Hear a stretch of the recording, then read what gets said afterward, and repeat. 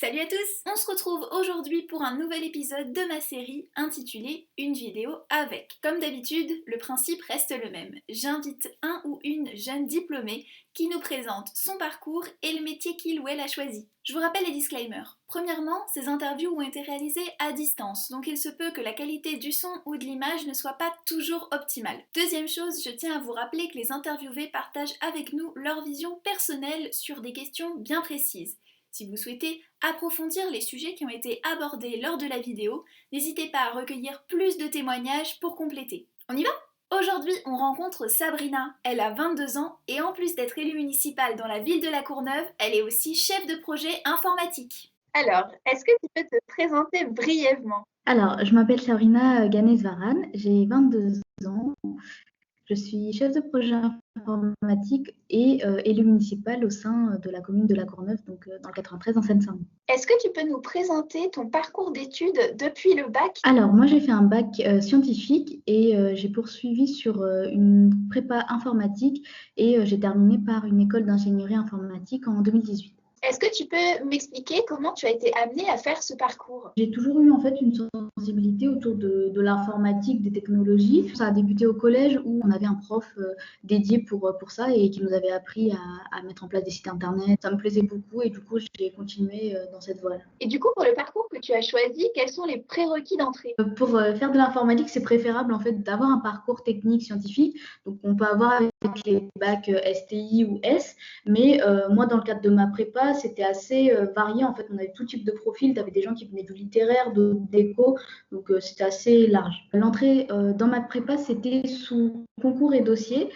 Mais pour faire de l'informatique d'un sens un peu plus large, tu peux passer par un BTS, les BTS SIO, et poursuivre en université ou directement en école d'ingénieur. Et quelles sont les spécialisations qu'on peut choisir, notamment en école d'ingénierie? Alors, tu vas avoir plein de types de spécialisations. La plus générale, c'est autour du développement informatique. Donc, ça tourne avec du code, des langages de programmation où tu vas pouvoir créer des sites internet, créer des applications mobiles, des logiciels. Tu vas avoir maintenant, c'est assez nouveau, c'est autour de l'intelligence artificielle et de la robotique. Donc, c'est vraiment tout ce qui va être spécialisation en faveur de l'innovation numérique et technologique. Et tu vas avoir d'autres types aussi de spécialisation autour du réseau et de la sécurité ou encore du management, donc apprendre à gérer des équipes, des projets informatiques, des plannings, enfin voilà, tout cet aspect un peu plus gestion d'équipe. Et toi, du coup, tu as choisi quelle spécialisation? Alors moi, j'ai commencé par du développement informatique, donc j'ai fait ça pendant 3 ans et ensuite j'ai basculé sur du management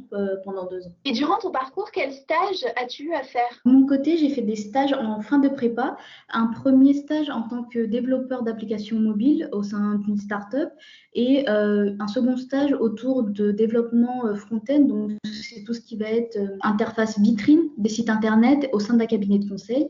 Et suite à ces 2 stages, j'ai poursuivi en fait 2 ans en alternance, une première année d'alternance en tant que développeur et chef de projet et ma dernière année en M2 en tant que chef de projet informatique. L'alternance, c'est un peu plus, c'est alterné quoi, dans le sens où tu vas être beaucoup de fois en entreprise et une semaine ou deux, enfin selon les rythmes, à l'école, et ça te permet d'appliquer sa théorie à ta pratique directement. Et ça te permet de voir, mais en fait, est-ce que c'est un boulot que je veux vraiment faire? Est-ce que c'est le type d'études qui me correspond ou pas? Donc, c'est vraiment bénéfique de faire de l'alternance quand on fait des études, tout type d'études d'ailleurs, mais je trouve que c'est super important. Et du coup, quel métier tu as choisi d'exercer après ton diplôme? J'ai choisi de m'orienter vers le management d'équipe et de projet et actuellement, j'ai un rôle de chef de projet informatique. Le but, ouais, c'est que tu as ton client, tu as tes équipes techniques et tu es en tant que passerelle entre les besoins de ton client et comment tu les exprimes à ton équipe technique.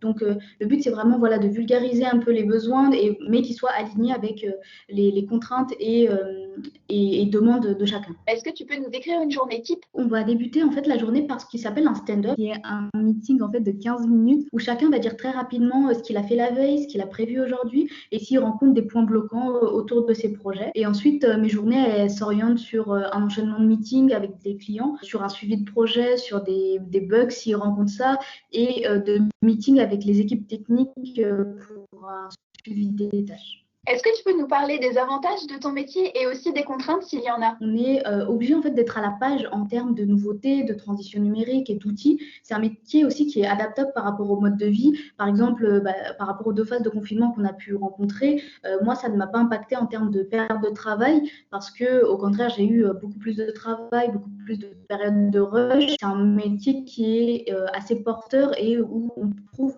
facilement du boulot. Et en termes de contraintes, c'est le fait justement que ce soit preneur de temps parce qu'on doit être très réactif, par exemple lors des remontées d'anomalies que les clients peuvent te faire. Il faut très vite réagir, très vite faire des remontées aux équipes techniques, tester pour fixer les problèmes rencontrés. Et selon toi, du coup, quelles sont les qualités nécessaires pour faire ce métier? J'ai envie de dire, c'est le pragmatisme, la rigueur, l'adaptabilité aussi, de la diplomatie. Comme on a pu le dire, on est en tant qu'ambassadeur de l'entreprise que tu représentes, des équipes techniques et aussi en tant que passerelle par rapport à ton client. Donc, en fait, tu es obligé d'avoir l'œil partout, de vulgariser ton langage pour que en fait, toutes tes parties prenantes comprennent tes besoins, tes contraintes et que ce soit en fait limpide pour tout le monde. Et quelles sont les pistes d'évolution de carrière? Par exemple, moi, en tant que chef de projet informatique, ça serait de continuer en tant que directrice de projet informatique et ensuite DSI, donc à la direction des services informatiques. Pour quelqu'un qui va être plutôt sur la partie technique, donc tout ce qui va être développement informatique, ça va être de commencer en tant que développeur, de continuer peut-être en tant que chef de projet technique, tech lead et en tant qu'architecte technique en finalité, par exemple. En termes de salaire, ça va vraiment dépendre de votre profil et de l'entreprise. Les grandes entreprises, ça va tourner majoritairement entre 36 et 40 k, tandis que les plus petites structures vont peut-être valoriser votre profil, la dualité de votre profil, donc ça peut être à un minima à partir de 38 k jusqu'à plus. Et du coup, est-ce que tu as des conseils pour les personnes qui souhaiteraient suivre la même voie que toi? Clairement, c'est de se lancer et de tester parce que, en fait, l'informatique, c'est accessible à tout le monde, mais c'est un investissement de temps personnel où il faut apprendre à se perfectionner. Une fois que les fondations sont solides, ça va être automatique. Moi, très clairement, au sein de mon parcours, j'ai rencontré des gens qui ont fait des parcours pro, des parcours éco, qui ne sont pas du tout de base familiers avec l'informatique. Néanmoins, c'est des personnes maintenant qui ont très bien réussi. Donc, c'est accessible à tout le monde en tout cas. Si jamais les étudiants qui nous regardent ont plus de questions à te poser sur ton parcours ou ton expérience, est-ce qu'ils peuvent te contacter et si oui, comment? On peut très bien me contacter, pas de souci, via LinkedIn du coup et par mail aussi. Ça marche, je les mettrai dans la description de la vidéo du coup. Super, merci beaucoup Sabrina pour cet entretien. Merci à toi Mathilde. Et voilà, cette vidéo est maintenant terminée. J'espère qu'elle vous a plu. N'hésitez pas à me poser toutes vos questions en commentaire. On se revoit très vite et en attendant, gardez le cap!